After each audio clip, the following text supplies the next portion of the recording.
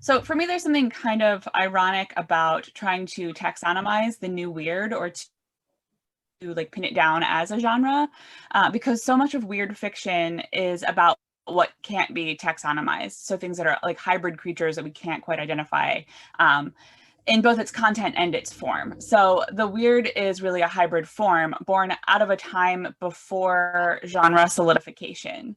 So it combines elements from the Gothic, from burgeoning science fiction in the late 19th century, and the rise of like pulp adventure stories and pulp fictions and pulp magazines in the early 20th century. So Lovecraft is probably the most famous, mostly just because his work was kind of recovered from these pulp magazines in the mid 20th century. But he published a lot in Weird Tales, which started in 1923 and I think ran up through the 50s. So this old weird, this kind of pulpy old weird fiction of the early 20th century is associated with reactionary politics. So a lot of it was really racist. It was based in, a lot of these pulp magazines were also kind of like colonialist adventure stories.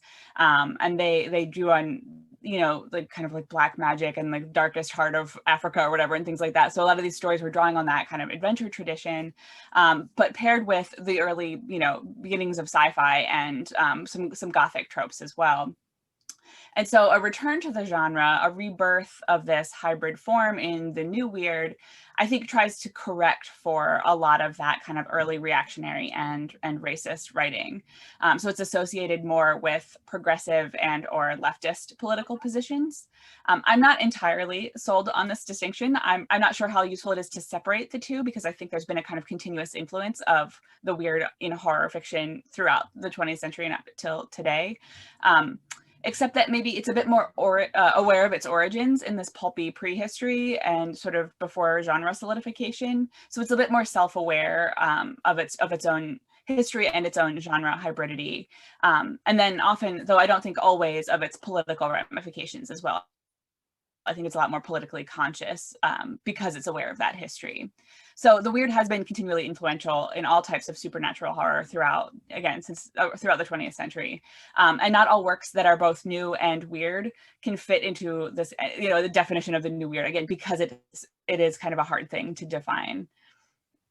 I think that like one of the things that's interesting about a lot of the new weird is, I mean, this is sort of like from the China medieval side of things, but is the sort of focus on urban spaces and the way that the sort of like, and this is in sort of contradistinction to sort of the reactionary like H.P. Lovecraft version of what the urban might look like. That instead it's like a place in which there's so much possibility and so much like everyday strangeness. And I think that's one of the reasons that it's been picked up now in terms of like film and thinking about the way in which certain kinds of sort of leftist political moves might work in that sort of city context, and the space in which the constant crashing together of bodies might offer some kind of totally different, strange, weird, new weird kind of thing. So yeah, I'd sort of like just add that to the kind of like the sort of urban scape of a lot of the fiction. I think it's pretty important.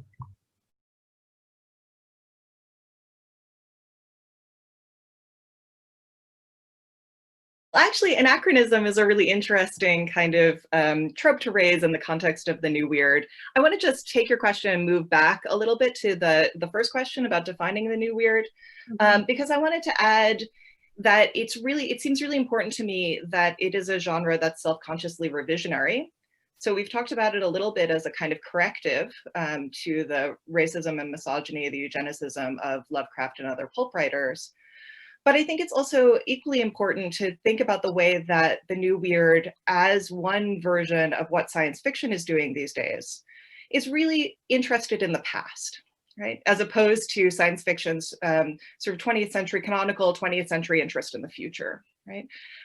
So I think that the fact that it's picking up this older genre and it's revising it gives us a kind of attentiveness to the past that's very different than either science fiction's interest in extrapolation, right? Science fiction is sort of traditionally understood as a way of extrapolating from the present to understand the kinds of consequences of current actions and therefore a way to give us, us readers, a sense of what we need to do in order to generate different futures, right? So it starts from the present and extrapolates from there.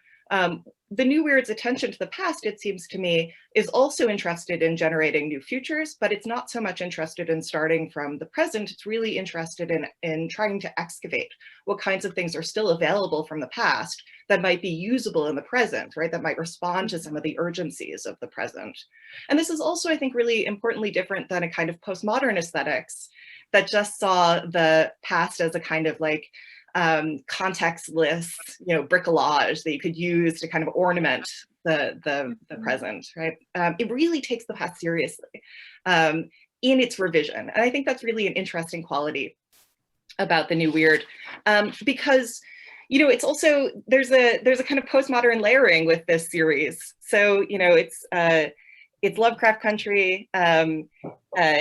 The novel is self-consciously revising Lovecraft and the pulp tradition, but the series is also self-consciously revising the novel, right? So there's a kind of like tripling of that revisionary movement. The novel is actually really different than the book. I'm sorry, than the series. So the series makes some decisions that I think are pretty telling. So, for example, the character of Christina in the series is a son. So the daughter in the series is a son in the book. The ghost, for example, who haunts Letitia's house, the ghost of Hiram Withrop, in the book, the ghost is kind of charmed by Letitia and her interest in chess. Whereas in the series, the ghost is exercised in the first kind of example of the magic that Letitia and Atticus and her friends can exert. I think the most important one, and this is a little bit of a spoiler for those of you who haven't read the book, so apologies, is that the book ends with Caleb being expelled from Chicago and losing his magic, so the Christina character. Whereas in the series, as Sean will talk about at the end, the kind of magical working that they perform deprives all white people of their ability to perform magic. So as you can sort of tell from these examples, the novel is much more ambivalent about the relationship between its black and white characters than the series is. The series is really much more interested in well, actually, you know what, I'm leaving out the most important one. Hannah's counterspell that motivates the plot and ends the series just doesn't exist in the book. So Hannah is a much less important character than Caleb is. Right? Caleb, the Christina character, is constantly working these plots around the Freemans and their friends. And so the book is really interested in the sort of continuing appropriation that Braithwaite and his magical confreres are working, and therefore the sort of continuation of the plantation logics into the present. And the sort of the inescapability of those logics, right? You never really get the sense that Atticus or Letitia or Ruby are going to be able to escape the appropriation of a white system that's still very much using their labor to generate its own value. Whereas the series is much more emphatic in making the spell an actual transformative work. And I think in that sense, it's interested in using the series is interested in using itself as a kind of magical act. It sort of thematizes and performs what it's up to, right? It wants to be unambivalently enthusiastic about the transfer of a kind of legacy of wealth and labor that had been expropriated by white settler colonial exploitation to the people who had given it originally. And so I think that is much less troubled in the series than it is in the book. And so it's a kind of revision also of the book.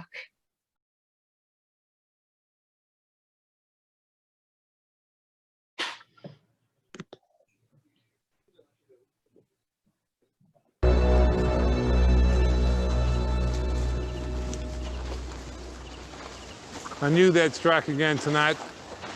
You said they'd be gypsies, Sheriff. Oh, they're travelers, that's for sure. Unless the car's stolen. That's a fair point, Talbot. How about that? You really from Illinois? This is a misunderstanding. I don't know who you are lying and wait Get him for on the you. ground! Let me just finish the rest for you. When I asked you about a burglary in Byford last night, or 2 others in Bucksmill last week, you're gonna say to me, what burglary, Sheriff? We're just passing through. Sheriff Hunt?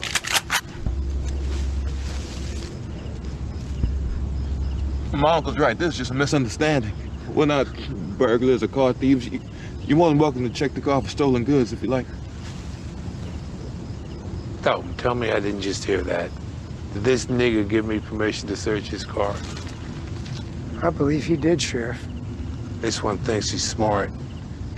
But tell me, if you're just passing through, why do you know my name? Answer me! Answer it, boy! Please, No, go, no,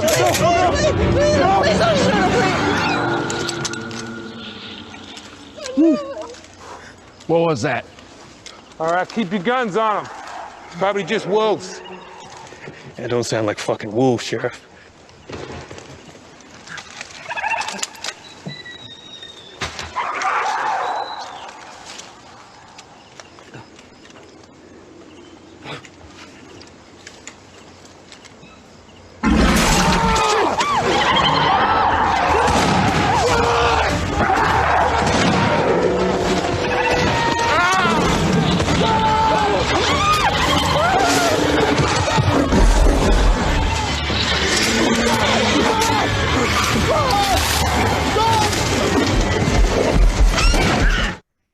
Talk a little bit about this. So I want to talk about, I want to just situate it with the scene that precedes it also. So the scene that immediately precedes this is a really intense chase scene. So Tick, Letty, and George, they have to hurry across the county line before sundown because they're in a sundown county, and they're being chased by this racist police officer who tells them flat out that he will lynch them if they're still in the county after sundown.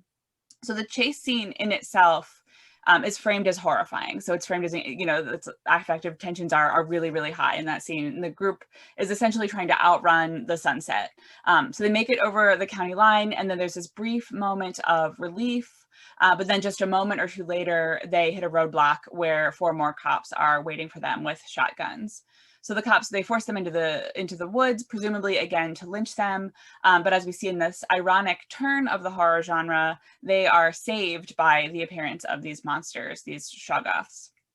So what I'm really interested in here is first the sensation of like being saved, that moment of relief that's immediately followed by, oh, this is a thing that's never actually over. Like this is something that we think we've escaped, we think we've crossed the line, but actually there's more horror. And even the thing that saves them eventually with kind of like Deus Ex Machina or Deus Ex Monster or whatever is another moment of horror.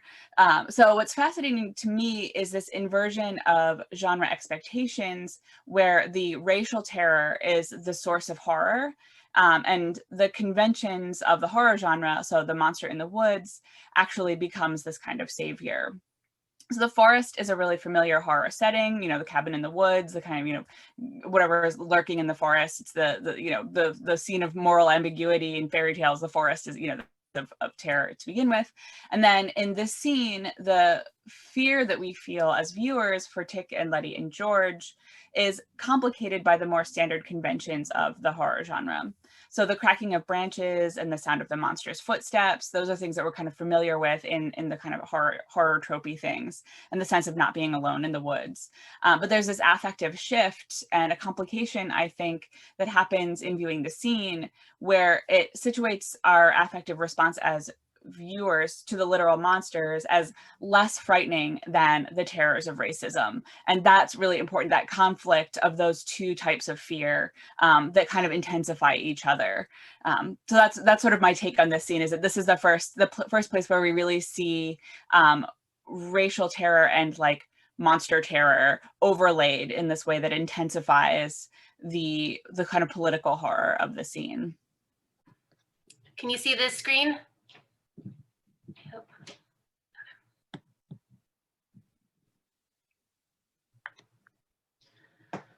Well, I was already giving him 50 a week, and now Whitey's on the moon. Taxes taking my whole damn check. The junkies make me a nervous wreck. The price of food is going up. And as if all that crap wasn't enough, a rat done bit my sister Nell with Whitey on the moon. Her face and arms began to swell, and Whitey's on the moon. Was all that money I made last year for Whitey on the moon? How come I ain't got no money here? Whitey's on the moon. You know, I just about had my fill of Whitey on the moon. I think I'll send these doctor bills. Air mail special.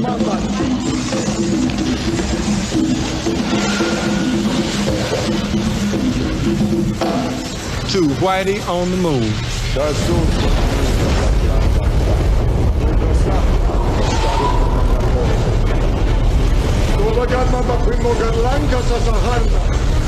Garinam kakala makora kanusta. Kasul pusnisha garla rabasatna.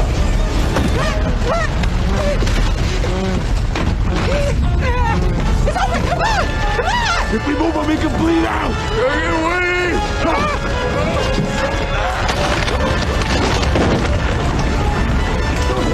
We magalanka sa taharnan! Larnagama!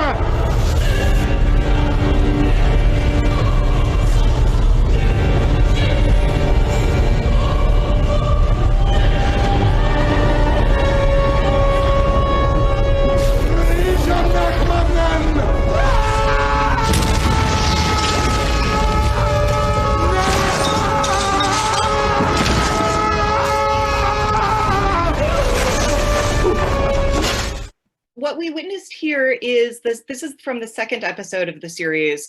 In the first episode, we saw a clip from Bethany. Atticus, George, and Letitia go to find Atticus's father, to attempt to find Atticus's father in Ardham, Massachusetts, which has some hazy connection to Atticus's mother.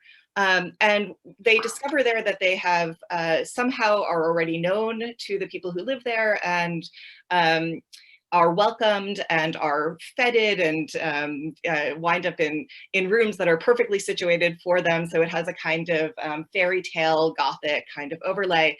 And it slowly sort of curdles as they realize that they are part of a plot that revolves around the fact that Atticus is the unacknowledged heir of the Braithwaite family that own the mansion that the scene that we just watched is set in.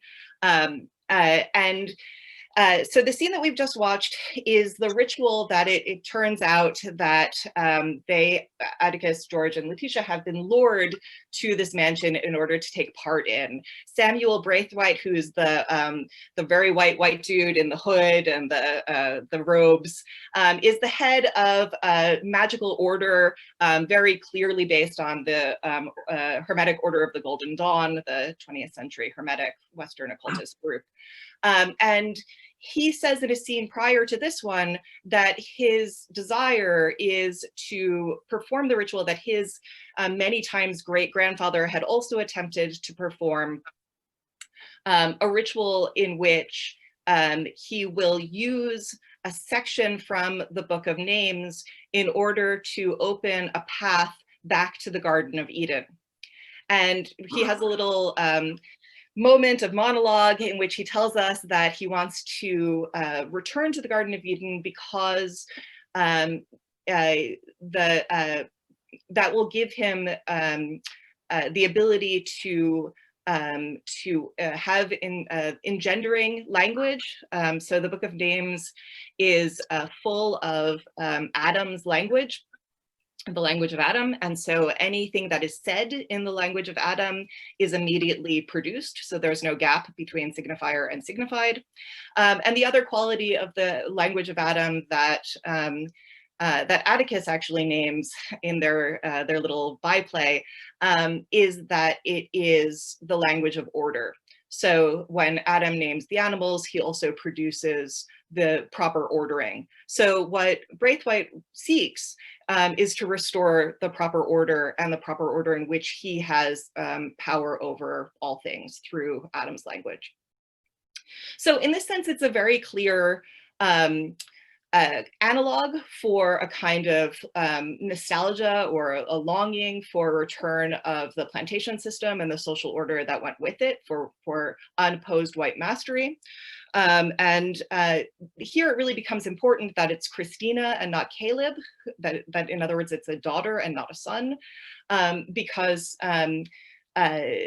Christina will, one of the reasons why Samuel is so clearly a villain and Christina is a much more ambiguous character is because Christina can make the claim that she is fighting for her right as a woman to also have access to that kind of power. And I'll talk more about that when I talk about the second clip.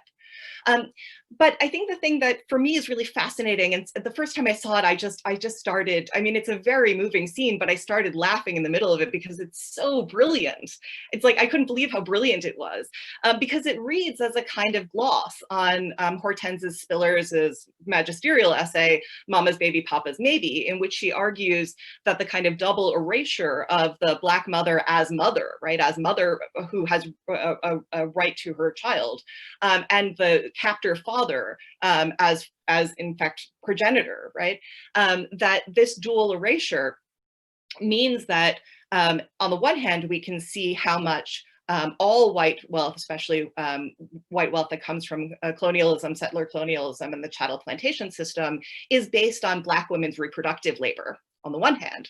And on the other hand, it suggests to us how potent that labor is, right? How much it's enclosed by white power and yet is never fully exhausted by that power. And so when Atticus, who has to be the conduit for this ritual because he is the last remaining heir of the Braithwaite clan via his enslaved some many greats grandmother, who was impregnated by Titus Braithwaite, when his blood becomes the vehicle for opening the gateway to the Garden of Eden, and that gateway, and we see all the sort of cool flowers and stuff, reminding me a little bit of Vandermeer's Annihilation in that moment, when the gateway opens looking like vagina, right? And there in the center of the gateway is Hannah, the many times great grandmother, enslaved woman who was impregnated by the Braithwaite,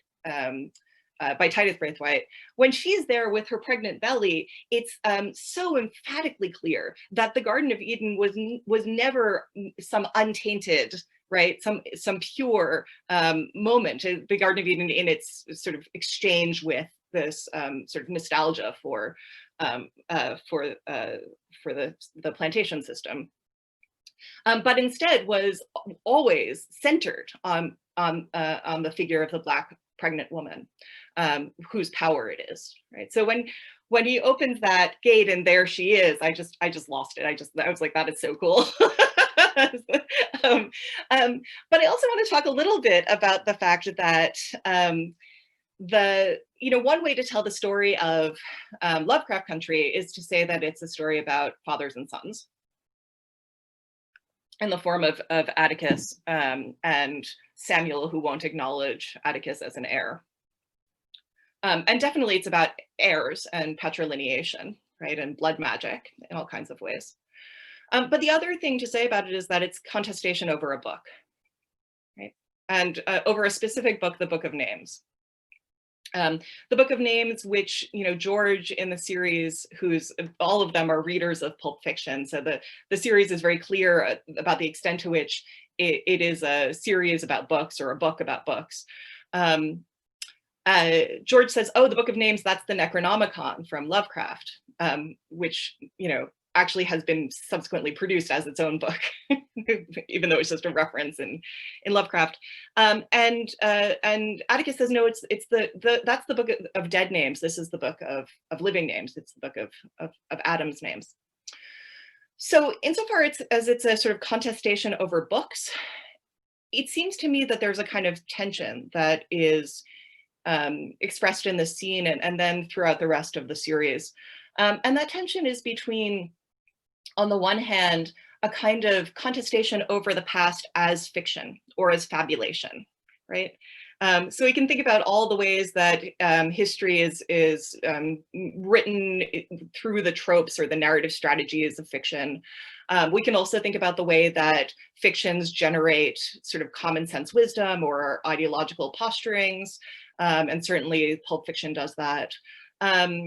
But we can also think about the way that so much of what is constituted as modernity centers on basically legal fictions, right? The legal fiction of ownership in the self, for example, right? Or the legal fiction of the whole sort of legal apparatus that generated the condition of the mother following the condition of the child following the condition of the mother, right? That generated the tense ties between reproduction and white wealth and enslavement. Or we can think about the fiction that there's a property of land, right? Just the fiction of land titling, that you have to improve the land in order to own it, right? All of these kinds of fictions of coloniality and settler colonialism are, I think, sort of wonderfully exposed in this series as fictions that you can contest, and that by revising Ruff and then Misha Green and the other producers are doing that work of what Tavia Nyong'o calls Afro-fabulations, right? Of telling a story of the false in order to get to something that's more true. I think that's the brilliance of this series. But there's always that little spur that comes from magic, and I'm writing about magic right now, so I'm very aware of it. And that is that if this is a book of names, if this is a book of Adam's language, then it is in fact about proper ordering, proper heirs, proper lineation. So the fact that she's pregnant is both brilliant in its relationship to the condition of the mother principle, but it also suggests that there's something here that's invested in the idea that the proper heir should inherit the proper mastery. And I think we see that playing out at the end, that tension between, on the one hand, a kind of fictionality or a rage for revising in order to get to something more true. On the other hand, a kind of truth that's in the past and is recoverable. So a contestation over books that might be a contestation over the book, right? So I'll stop talking.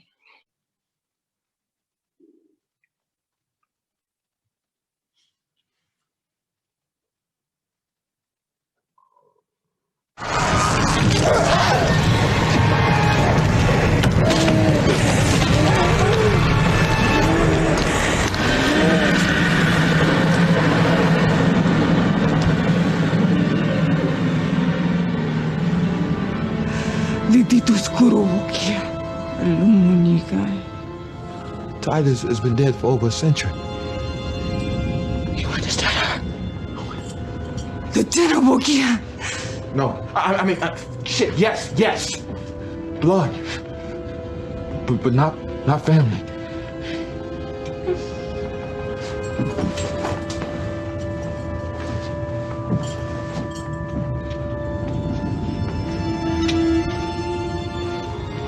What are you? Who are you? Yahima Marakoti. Yahima Marakoti. Yarumatuwade. Woman, man, two spirit. How did you get here? How did you get here? I come from the land of many waters. Titus came on a ship searching for one who could read his book. I knew the symbols from the cave of Alunkundi. Masikinita Humbari Burahitia Babwe Maditinda Beya Buburatini da Pab. What'd she say? She said, I am not guilty of my forefathers' sins, but she doesn't know my spirit. She will not help.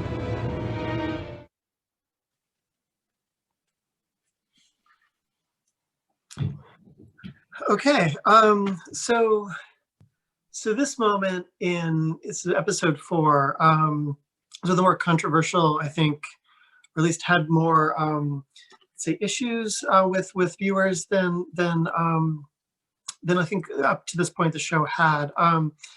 For me, so it's just an affective moment. This scene is part of sort of a longer series of the way in which the episode ends, that that Misha Green, the showrunner, described as maybe having failed in terms of representing a two-spirit person. But I'm interested in that, but also in the way in which we have a genderqueer character here goes through a series of silencings, and whether or not, we've talked about a little bit about representations and reworkings, and in the way in which the show, I think, brilliantly taps into, say, the everyday horror of racism.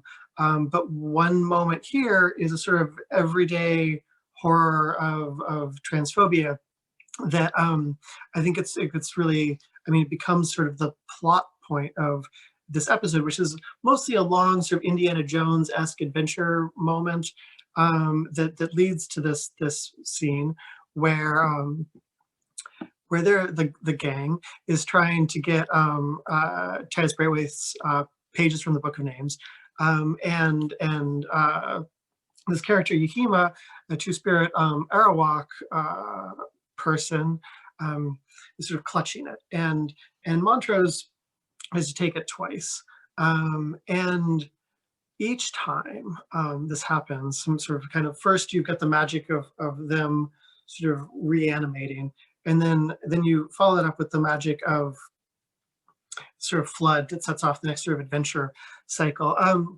What I'm interested in with this is what it is that then is or isn't horror, what is or isn't weird, where queerness lies for this in this moment. Because if you look at Montrose's face, and Montrose is at this point a closeted queer character, but his face, and then his sort of angry "what are you" question, followed up with the kind of like corrective who are you.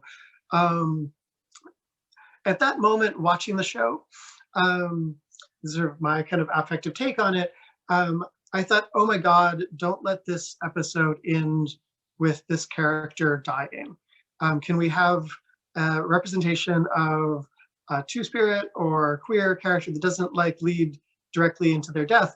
Because that's a long history of the way in which queer representations happened in film and literature, right? A long history of, say, lesbian pulps, where the basic 3 endings you could have is to admit you've been crazy and go back to straightness, die, or stay crazy, right? So there's no real good moment here. And so I had this kind of proleptic fear, right, of that we're going to see the death of this character who, spoiler alert, after a series of silencings, right?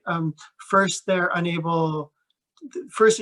a form of translation, right, in order for their voice to speak. Then, as part of the curse, as they're escaping out of the sort of underground adventure time, they turn into a siren, and every moment that they try to speak is a scream that's deafening to the rest of the characters. So they're shut up in that way. And then finally, the episode ends with Montrose slitting their throat, right? So I guess one question that I kind of want to raise about the show, and this has been sort of addressed online quite a bit, but is where we locate the spaces in which the kind of reparative work that we've been talking to up to this point, where that lands for certain kinds of queerness, right? And what it means that this particular character, this particular Indigenous trans character, is, I think, so brutally treated in a show that does so much good work in other places, seemingly. So I think that's kind of my question, sort of take, sort of interest in offering a kind of like other sort of critical language that's happening simultaneously to what we've been talking about up to this point, if that makes sense.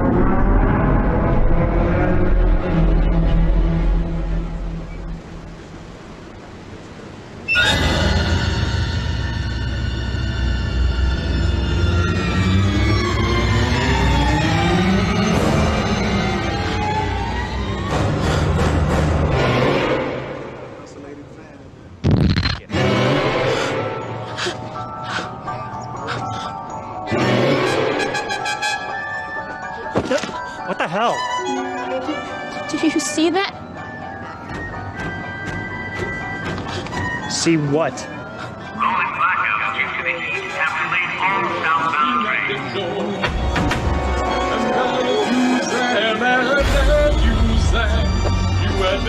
Excuse me. Move. Move. Stop that knocking. You had better stop that knocking at the door. Stop that knocking at the door. Stop that knocking, stop that knocking, stop that knocking, stop that knocking. You had better stop that knocking at the door.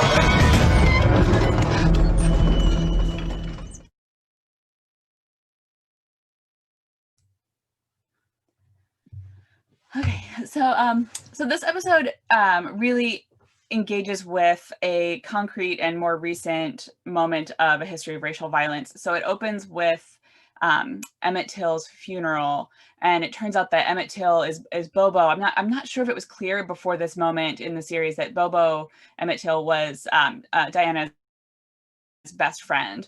So it opens with his funeral, and it's like really hot and everyone's sweating. And Diana gets really upset and she kind of runs off, and then she gets captured by Lancaster, I think he's the police chief, and he puts this curse on her. So this scene is like the kind of manifestation of that curse the first time we see these Topsy and Bopsy characters. And this is the most horror-like moment of the series, I think. It uses the shot design and framing and pacing and sound it's most like what we would see in a typical horror film. But once again, there's this highly political component because the scene really literalizes a kind of racial horror. Again, it uses the conventions of horror to amplify its political horror and politically horrific message. So Diana is processing her first real experience with the grief of racial violence and the way that it can and has been turned on children, in this case, her best friend. And so she's been cursed in a way both metaphorically and literally. So she's been literally cursed, but also she's like feeling this curse of racial violence. And she's literally being followed by the specter of racial violence and stereotyping. So there's in a brief article for Den of Geek, Nicole Hill says about this scene, she says, quote, "Topsy and Bopsy are what all Black children look like to racist white folks, something wicked and less than human. It is possible Lancaster chose this specific imagery to project his vision of Diana onto her, but it is more likely that Diana, in response to the trauma of losing her best friend to racial violence, manifested her fear of what she looks like to the outside world as an angry, tired, traumatized Black girl." So Topsy is a minor character from Uncle Tom's Cabin who's described in the book, in Uncle Tom's Cabin, as, quote, an 8 or 9 years old, and besides being very Black, had round shining eyes, glittering as glass beads, and woolly hair braided into little tails which stuck out in every direction. So the scene takes that description from the novel to its most kind of horrifying extreme, its most grotesque characterization. And it's foreshadowed the moment by this moment a few scenes earlier where the book Uncle Tom's Cabin kind of falls off of Diana's bookshelf, and we see that the Topsy character has become this really grotesque face, and she's smashed like little Eva's head into this mirror. So we see this kind of like racial horror coming to life in that moment of foreshadowing. What's important for me here is that Topsy and Bopsy are not metaphors for racial violence or harmful racial stereotyping. I don't think that they're symbols or allegorical figures so much as these literalizations.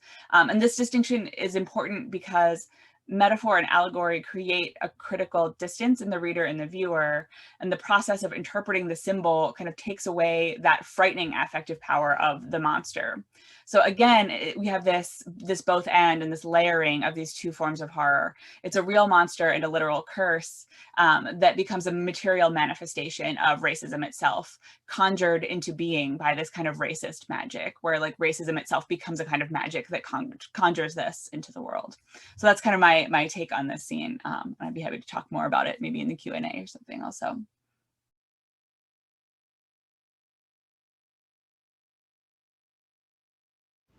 A 14-year-old boy was beat and shot to death, then tied with barbed wire by the neck to a cotton gin fan and cast into the Tallahatchie River.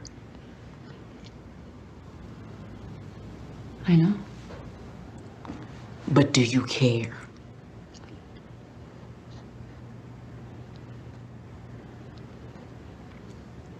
At all?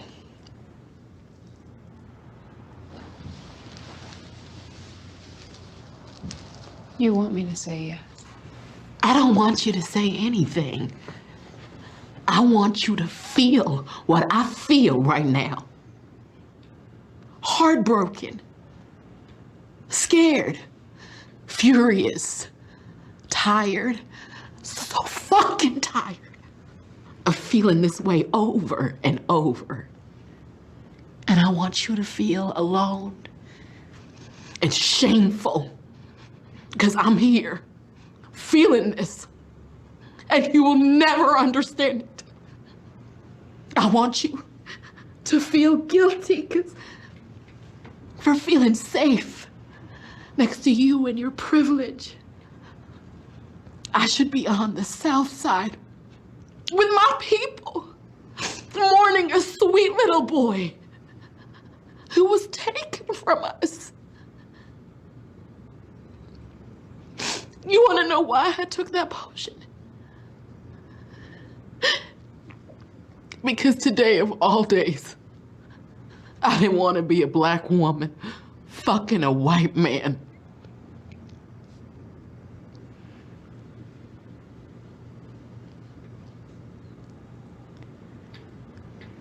No. What? I don't care about Emmett Till.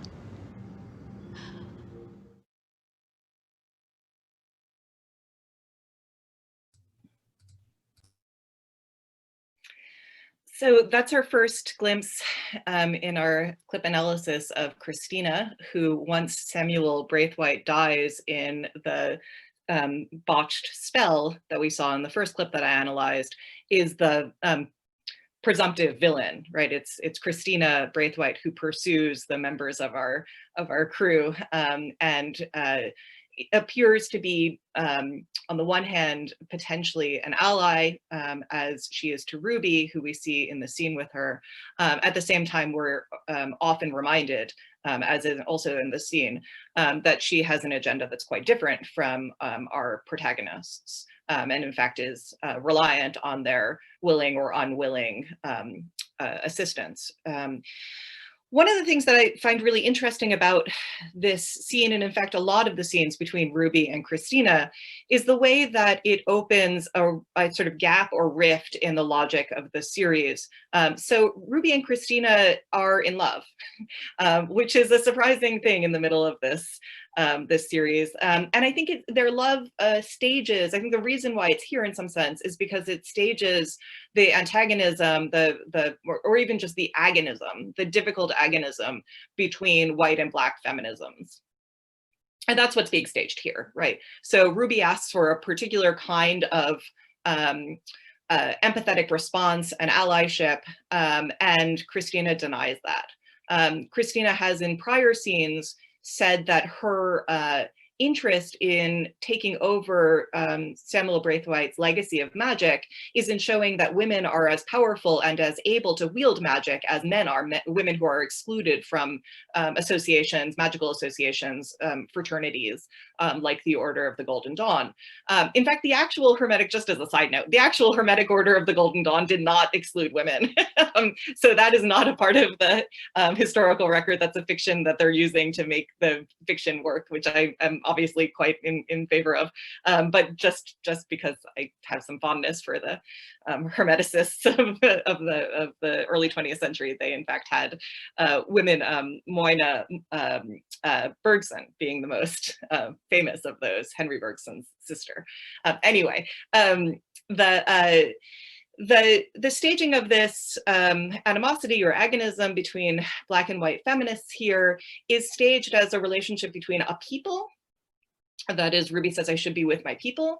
And what Christina later goes on to describe as not really her own like interest in liberation of women as a class, but rather in her personal liberation of herself as an agent who can both wield power and experience things that are outside of what women are traditionally understood to be allowed. And this, I think, resonates really interestingly with something that Hippolyta experiences in the time travel episode, in which she, I think very movingly, speaks about the way that she has been diminished by her need to be a particular kind of middle-class woman and mother. But here it's given to us as a kind, because it's premised on Emmett Till's torture and murder. It's given to us as heinous, right? As totally reprehensible. So even though Hippolyta's version of it is presented as desirable, Christina's version of what we might think of as power feminism, sort of a la Camille Paglia or something, is not, right? It's very definitely a kind of malevolent seduction. Here, in fact, I think Christina is operating sort of like the snake in the garden, right? She's offering to Ruby powers that Ruby shouldn't want. So here's what happens after what we just watched. Christina says no, she doesn't care about Emmett Till, and then she goes on and says, I don't care about Roy Bryant or J.W. Milam, who will never see justice for what they did. I don't care that half the city's on the brink because of it, and I don't think you really do either. Pain, it's like being unmade. That's what you said about the transformation, but that's not what I saw when I was fucking you. I saw someone being reborn. You took that potion because you wanted to hide from the fact that even on today of all days, you were a woman who wanted what she wanted, right? So there you hear that kind of power feminism. You wanted this. It doesn't really matter what you're supposed to feel. You should embrace what you really do feel, right? So what she's talking about there in terms of transformations. Christina, in addition to being a powerful magician, is presented in the series as a kind of vampire. She has various bodies of people who have died, and she has kept in a state of suspended animation, whose blood she drinks. And when she drinks their blood, she's able to inhabit their bodies, or her body becomes their body. And so she most typically inhabits the body of a white man. And it's in the body of a white man that she found Ruby, who was singing at a blues club, seduced her, had sex with her, and then offered her this potion for herself. So when Ruby accepts the potion, she becomes Dell, a white woman. And so subsequently, after that first sex scene between Christina/William, and Ruby, Ruby is almost always in the form of Dell. So there's a really interesting play here around a different kind of, well, around lesbianism, which it never fully represents, because this is kind of as close as it gets, this moment. Another sort of moment of its hesitation around trans representation and trans desire. So they both transition between genders. It's slightly different than the intersex two-spirit character that we saw before, but nonetheless, I think important to the series, thinking about sex and gender.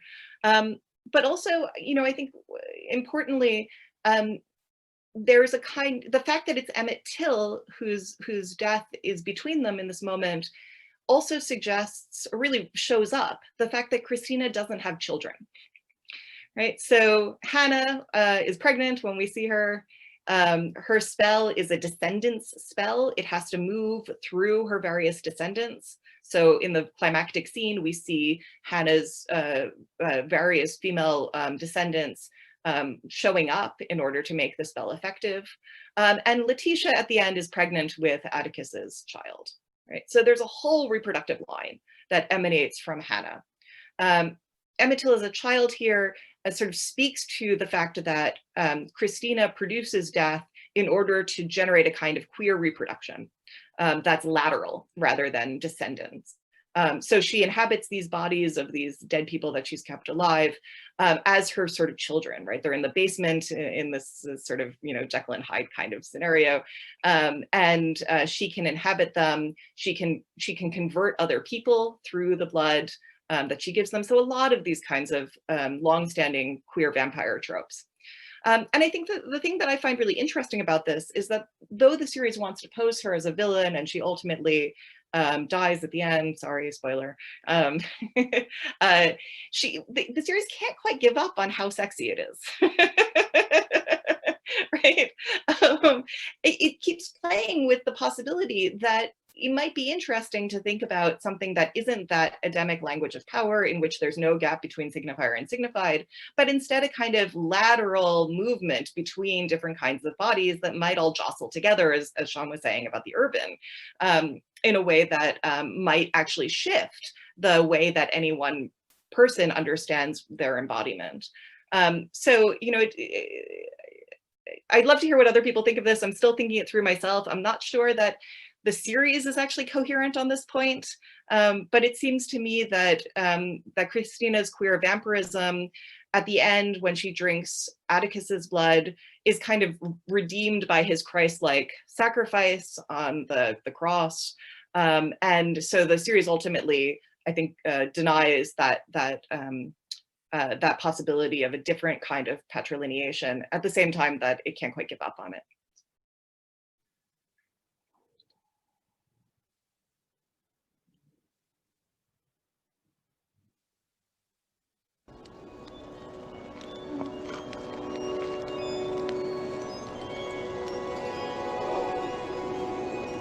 Косулфор ми шоколада песов.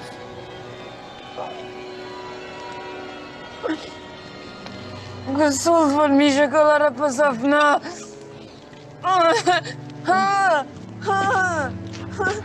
It's not gonna work.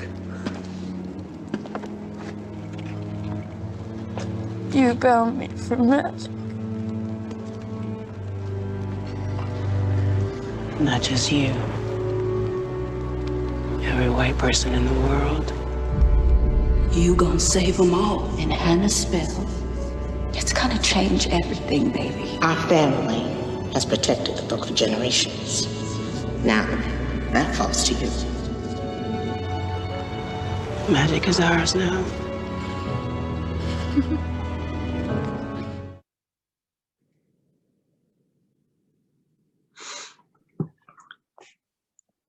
So I kind of want to pick up on some things that Rebekah said previously, but sort of, it's a good moment to think about the difference between sort of individual power and collective power here. One of the things that I think is really interesting about Christina. So in this scene, right, the spell has backfired because. In part because sort of collective lineage of women, but also suddenly the sort of like group dynamic or the gang kind of gets together again, women to force a sort of massive backfiring in the spell, which was supposed to give her immortality, But instead, the final outcome is that Christina's banned from magic, and not just her, right?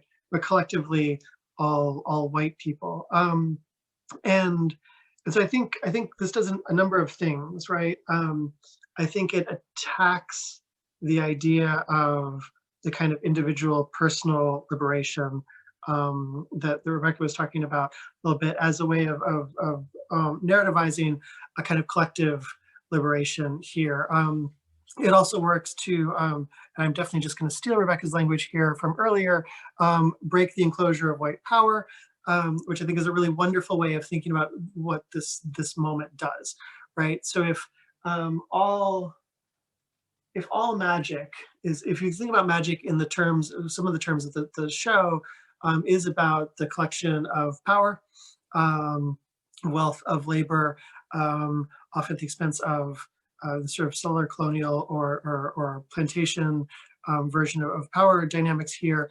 What this does is act as not only just a version of reparations, but also of canceling out a kind, not canceling completely out, obviously, but like there's a sense that some debt is repaid here, right?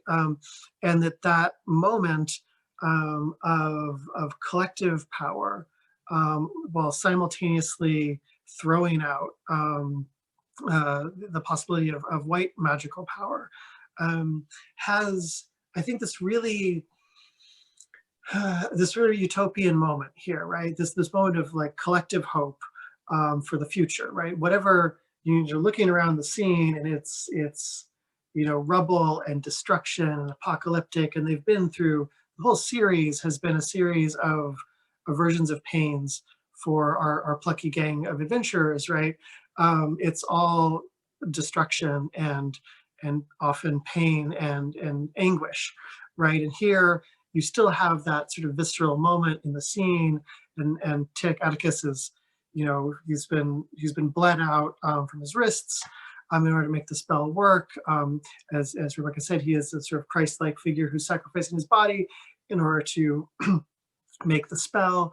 But here we've got a new horizon, right? Where suddenly, whatever the world might look like tomorrow is nothing at all what the world could have possibly looked like in this moment before this, right? Magic is open now in a more clear-cut way to Black people, but it's also importantly no longer accessible to whiteness, right? So, when I was watching this scene, I thought of it a lot in terms of the ending, my favorite ending of any TV show ever, right? Which would be the last moment in Buffy the Vampire Slayer, right? When suddenly all of the Slayer powers are, spoiler alerts abound here, but every woman who is a potential, or every girl who's a potential Slayer, suddenly like the power turns on. And you can see it in these moments where like there's this girl playing softball and like her eyes suddenly like get wide, and that she's just going to be a badass, and that's what this is. And so I think that there's something really powerful about this moment in this scene, where the repercussions of white magical power, that that has been broken in some way, that there's a space here suddenly of potentiality and possibility that the world hasn't seen up to this point. And I think that's really, both as an allegorical and metaphorical reading, I think really crucial, but also that it showcases a kind of collectivizing power that we've gone in terms of the group, but like now you have a sense that it might expand out further and further and further. And I think that's really, I think so because of that, the show ends on that moment of the sort of the climactic scene of a kind of real power of futural hope here by reworking the sort of, the enclosure of white power from the past, right? So that's kind of just my take on that, and the kind of like good apocalypse that represents, right? That the world is a break and a change and a shift that's dramatic and super exciting. So